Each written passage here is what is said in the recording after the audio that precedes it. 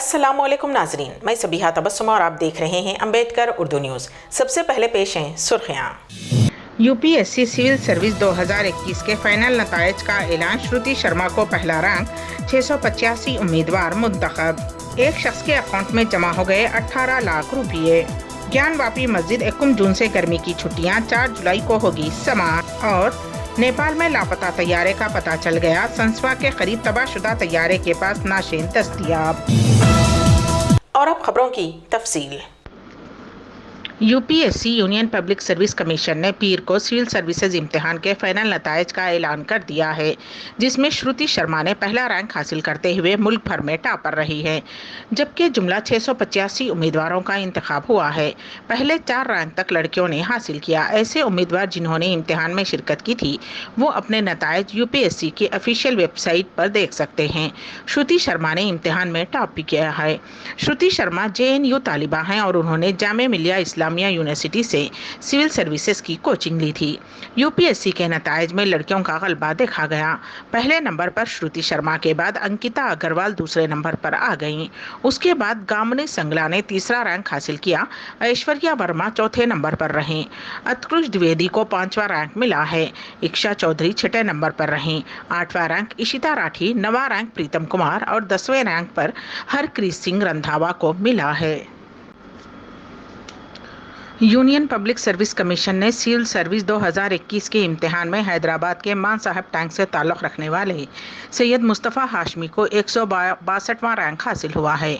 UPSC ने आज civil service इम्तिहान के नतायज जारी कर दिए हैं, जिनमें 685 उम्मीदवारों को क्वालिफाई करार देते हुए उनका इंतखाब हुआ है, जिनमें 17 मुस्लिम लड़के और लड़कियां भी शामिल हैं।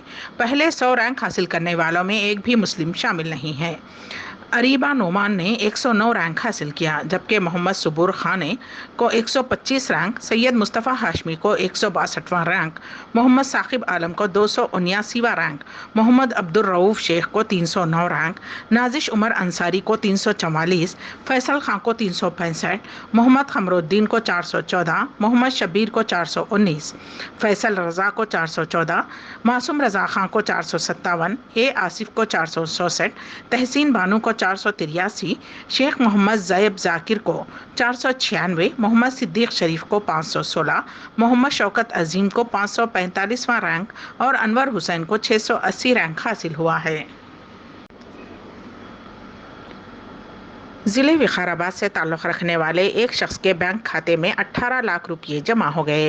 बैंक हुक्काम का कहना है कि तकनीकी खराबी की वजह से ये रकम जमा हो गई।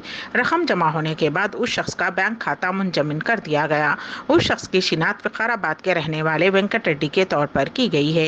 वेंकट रेड्डी आज जब बैंक खाते से लेन देन करने की कोशिश कर रहा था तो उसने महसूस किया कि उसका अकाउंट गैर कारकर्द हो गया है। उसने फौरी तौर पर बैंक हुक्काम को इत्तला दी, जिस पर उन्होंने बताया कि उसके अकाउंट में रकम जमा हो गई थी, इसलिए अकाउंट को मुंजमद कर दिया गया है। राम गोपालपेट इलाके में वाक़ क्लब टेकला बार एंड रेस्टोरेंट पर पुलिस ने छापा मारा। क्लब में तकरीबन 8 लड़कियां गैर मुहज़्ज़िब अंदाज में फुहुश हरकत कर रही थीं।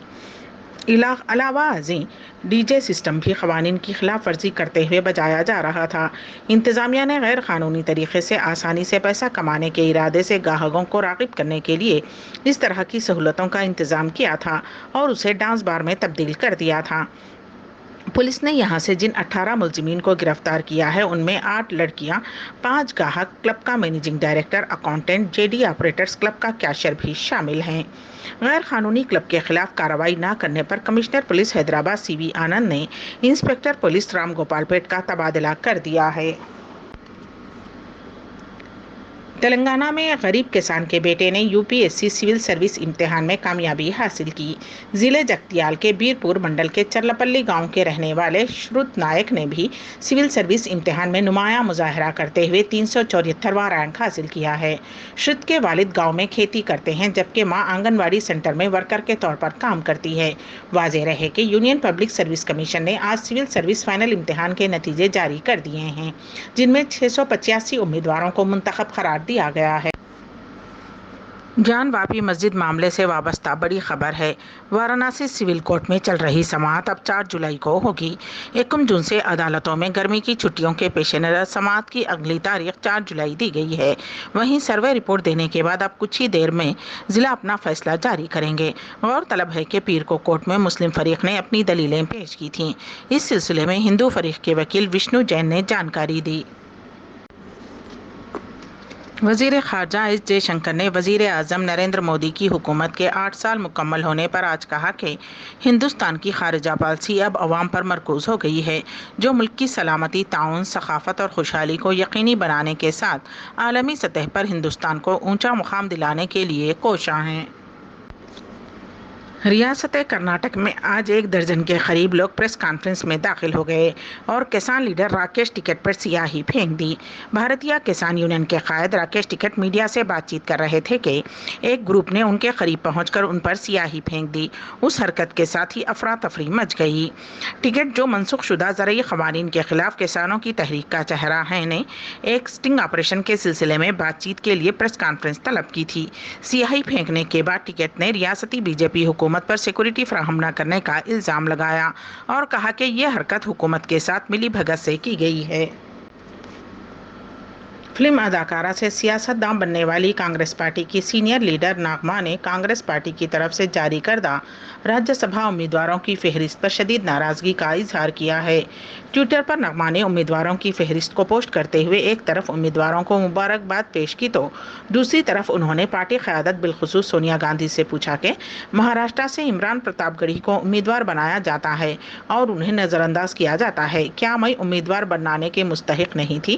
گزشتہ 18 سال سے وہ پارٹی کے لیے کام کر رہی ہیں، چند سالوں سے پارٹی میں ہیں، کیا وہ اس کا مستحق ہے؟ جب وہ 2004-2003 میں کانگریس میں شامل ہوئی تو سونیا گاندھی نے انہیں راجیہ سبھا کی نشست دینے کا وعدہ کیا تھا۔ انہوں نے کہا کہ وہ ان کی ہدایت کے مطابق کانگریس میں شامل ہوئی ہیں، لیکن انہوں نے انہیں یاد دلایا کہ ان کی پارٹی اس وقت اقتدار میں نہیں تھی۔ کیا وہ ابھی بھی 18 سال بعد راجیہ سبھا کی سیٹ کا حقدار نہیں ہے؟ نغمہ جموں و کشمیر، لداخ اور پڈوچیری ویمنز کانگریس کی جنرل سیکرٹری کے طور پر کام کر رہی ہیں اور ممبئی میں انڈین نیشنل کانگریس کی نائب صدر ہیں۔ نیپال میں لاپتہ ہونے والا تارا ایئر لائنز کا طیارہ مل گیا ہے۔ نیپال کے army chief brigadier general Narayan Silwal نے کہا کہ طیارے کو ریسکیو ٹیموں نے مستونگ میں سنسوار کے قریب تباہ شدہ حالت میں پتہ چلا لیا ہے۔ ملبے کے قریب سے 14 نعشیں ملی ہیں، باقی تفصیلات جلد سامنے لائی جائیں گی۔ فوج نے جائے حادثے کی تصاویر جاری کر دی ہیں۔ واضح رہے کہ اتوار کو نیپال میں ایک طیارہ اڑان بھرنے کے چند منٹوں بعد لاپتہ ہو گیا تھا۔ میڈیا رپورٹس کے مطابق نیپال کے تارا ایئر کا 9NAET ٹوین انجن والا طیارہ، جس میں 22 مسافرین سوار تھے، جن میں ممبئی سے تعلق رکھنے والے ایک ہی خاندان کے 4 افراد اور 3 جاپانی شہری شامل تھے، پوکھارا سے نیپال کے جومسوم کے لیے پرواز کر رہا تھا۔ ایئرپورٹ کے حکام سے رابطہ منقطع ہو گیا۔ حکام نے بتایا کہ طیارے کا صبح 9:55 پر رابطہ منقطع ہو گیا تھا۔ اتوار کی رات تک طیارے کو ڈھونڈنے کی کوشش کی گئی تھی، لیکن کوئی پتہ نہیں چل سکا۔ آج پیر کے روز طیارے کا پتہ چل گیا ہے۔ امبیڈکر اردو نیوز کے اختتام سے قبل دوبارہ سرخیوں پر ایک نظر۔ UPSC سول سروس 2021 کے فائنل نتائج کا اعلان۔ شروتی شرما کو پہلا رینک، 685 امیدوار منتخب۔ ایک شخص کے اکاؤنٹ میں جمع ہو گئے 18 لاکھ روپیے۔ گیان واپی مسجد 1 جون سے گرمی کی چھٹیاں، 4 جولائی کو ہوگی سماعت۔ اور نیپال میں لاپتہ طیارے کا پتہ چل گیا، سنسوا کے قریب تباہ شدہ طیارے کے پاس نعشیں دستیاب۔ اسی کے ساتھ ہی امبیڈکر اردو نیوز یہیں پر اختتام پذیر ہوتی ہیں، تو دیجیے گا سبیہ تبسم کو اجازت۔ اللہ حافظ۔